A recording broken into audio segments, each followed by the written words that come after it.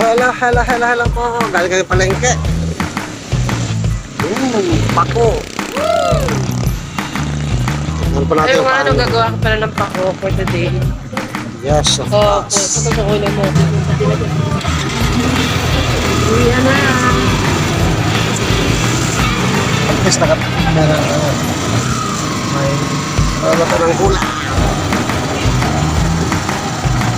Sabi sa pastry. Ay, pagod. Galing sa palengke. Sino po nakakilala na ito? Kumakain po ba kayo nito? Please comment down below po kung kumakain kayo nito at anong ginagawa niyo sa ganito. Tawag po sa amin nito is pako. Laga konti. Ang tawag pa doon. Tapos lagyan na lang siya ng bagoong. Kung sibuyas, suka, o kalamansi. At pwede na po siya ulamin. Time is 3:20. Nag-lunch na ba tayo? Yes. Nag-lunch na pala. Kasabay natin si Alex na po. Ay, oo. Kasama namin si Alex kaya nag-lunch. Papunta po siya ng Manila kanina sa mga binan ko, mama at papa ni Aldi, my loves. Sa PLD. Magkasama pa kami galing sa bahay dito, tapos papunta ng bayan, Baliches. Doon kami nag-lunch, tapos doon kami hiwa-hiwalay papunta sa Manila. Balik namin yung lalipatan naming bahay. Kasi alis na po kami rito sa Monday or Tuesday. Yun po alis namin.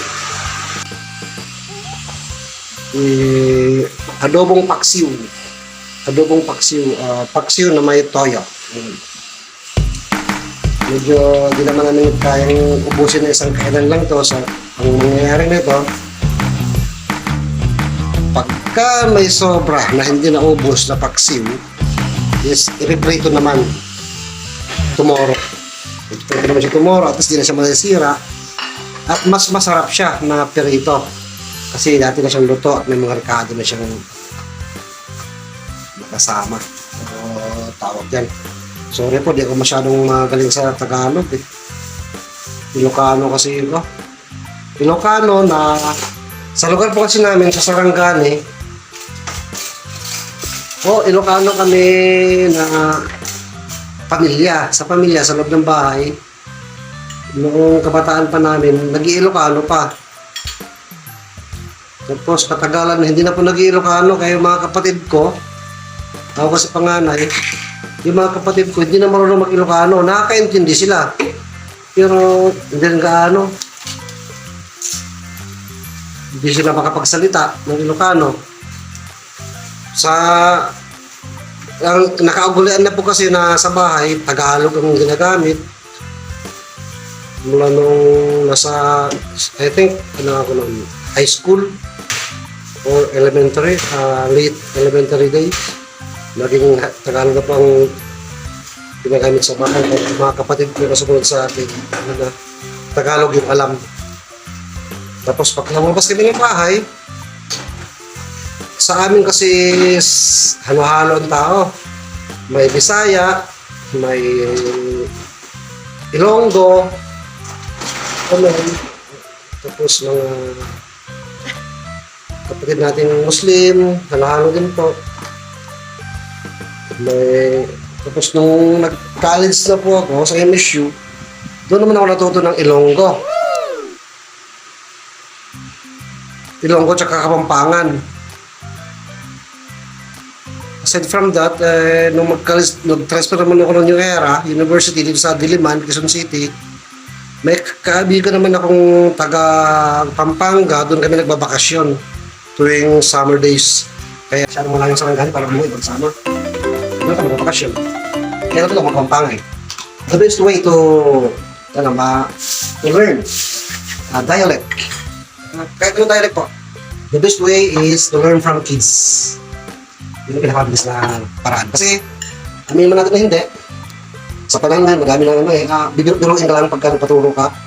Unlike sa mga bata, na pag nagpaturo ka, totoo talaga yung tuturo nila. Yummy! Ano? Ano?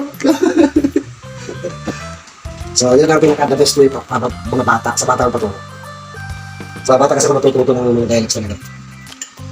Sa bata, hindi ba muna sinungaling? Kaya matututo kasi ng tama. Totoo yung tuturo nila, tama. Huwag na mababa, huwag na mga, pagkaka-translate, at least andun yung thoughts na gusto mong malaman sa mga bata. And, the way na explain nila ang isang terms, words, mababaw siya, pero naiintindihan mo makakatsa pa ng bilis ng bata. Mga na maganda, malago. Gwapo naman, masanting. Akala ko malago, iba ang kahulugan. Kasi, may classmate ako ng college na sabihan ako ng malago. Kasi before, kulot yung buhok ko talaga, buwagag.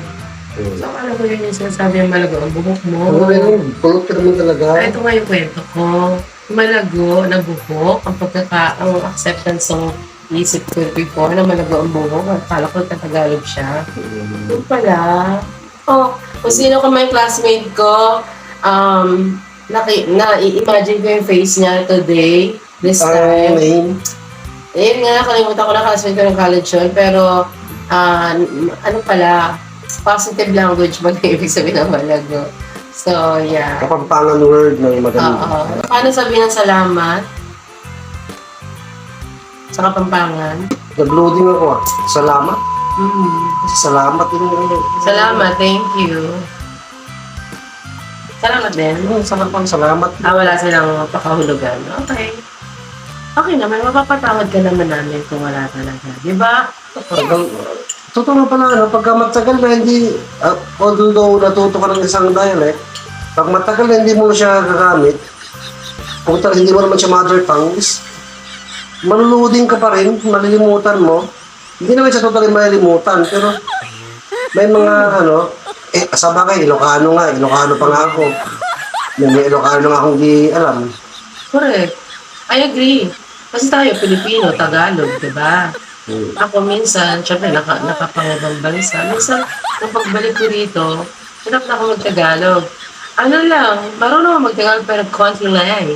Bisaya na kasi. Ay, konti lang. Marunong nila ako mag-Tagalog, lalo na English. Pero konti lang din. Konti lang. Ilocano kasi ito. Tapos Bisaya pa gamit ko sa amin. Kaya po, mas marami, mas gamay po ko pa Bisaya kaysa Ilocano.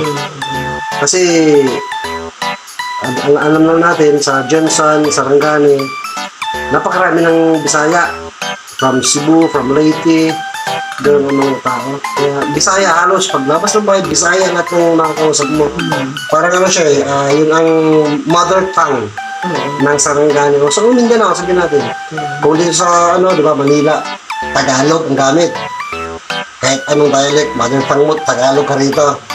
Doon naman sa amin, kahit anong mother tongue mo, Bisaya talaga gamitin mo pag lumabas ka ng bahay. Kasi Bisaya lahat mo. Kahit nasa bahay nila, Bisaya, kami magkapamilya, Bisaya gamit. Hindi na tayo lalayo. Hindi naman Tagalog, whatever the dialects or provinces. Pero doon sa mga kaibigan natin na nag-work sa BPO or call center, dahil araw-araw sila nag-i-English, pagdating sa bahay, sa pagbabiyahin nila, nadadala nila yung pag-i-English. Bigyan kita na example.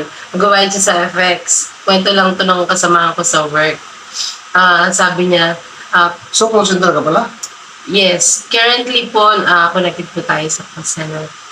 So, ito na, bigyan kita ng sample. Sabi niya daw sa kanyang pagbabiyahe, payment please. Di ba tayo, lang, yung bayad po. Payment please. Tapos, sabi ng driver, where to? Sa call center, dati rin pala call center ng driver. Totoo yan. Ay, di, gusto na bumaba nung kasama ko sa work. Sabi niya gano'n. Stop. Stop. Please stop. Parang hindi naman natotoo yan. Walang para eh. Hindi. Parang hindi natotoo yan pinagkasabihin mo. Totoo yan. No. Please stop. Alright. Sabi ng driver, please wait. Meron.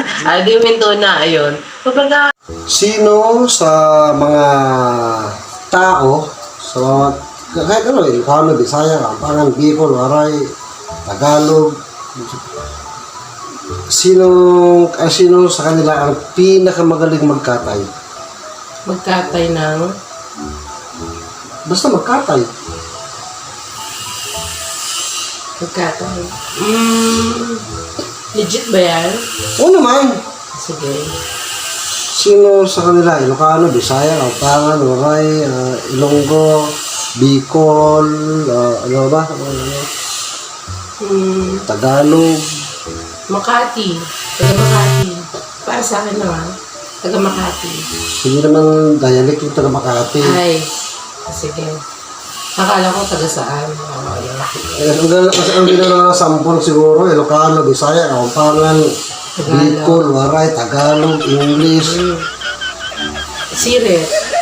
Di ko alam. May ganun ba? Sirit. Di ko alam. Sino magaling magkatay? Di ko alam. Hindi mo Di alam. ko alam. Comment down below guys. Baka patulungan niyo ako ulit sa mga tanong nito today.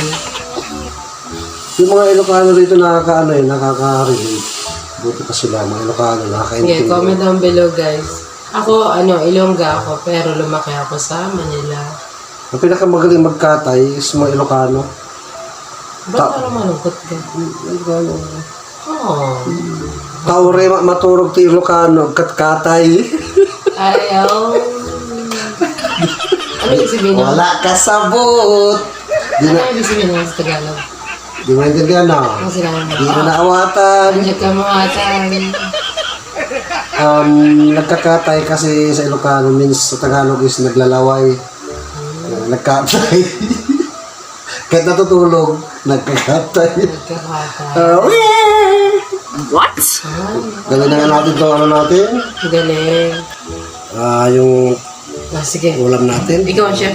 Sino sa mga tao, sa mga, kahit ano, Ilocano, Bisaya, Kapampangan, Bicol, Waray, Tagalog, sino sa kanila ang pinakamagaling magkatay? Magkatay ng... Basta magkatay. Magkatay. Legit ba yan? Oo naman. Sige. Sino sa kanila? Ilocano, Bisaya, Kapampangan, Waray, Ilonggo, Bicol, ano ba? Tagalog. Makati. Taga Makati. Para sa akin naman. Taga Makati. Hindi naman dialect yung taga Makati. Ay. Sige. Akala ko taga saan. Ang ginagawa ng sampol siguro, Ilocano, Bisaya, Kapampangan, Bicol, Waray, Tagalog, English. Sirit. Di ko alam. May ganun ba? Sirit. Di ko alam. Sino magaling magkatay? Di ko alam. Hindi mo Di alam. ko alam. Comment down below guys. Baka patulungan niyo ako ulit sa mga tanong nito today. Yung mga Ilocano dito nakaka-relate. Buti pa sila, mga Ilocano, Okay, nakaka-intindi. comment down below guys. Ako, Ilongga ako, pero lumaki ako sa Manila. Ang pinakamagaling magkatay is mga Ilocano. Ba't parang malungkot ka? Ilocano. Oh. Kaure maturog ti Ilocano, katkatay. Ayaw. Ano ibig sabihin nun? Wala kasabot. Di Ano na, ibig sabihin nun sa Tagalog? di mo naintindihan na. Ano sinabi mo? Di na naawatan. Andiyan ka mga atan. Nagkakatay kasi sa Ilocano means sa Tagalog is naglalaway. Nagkatay. Kahit natutulog, nagkakatay. Nagkakata. Gawin na nga natin itong ano natin. Galing. Yung Sige. ulam natin. Ikaw ang chef today mo. Ikaw.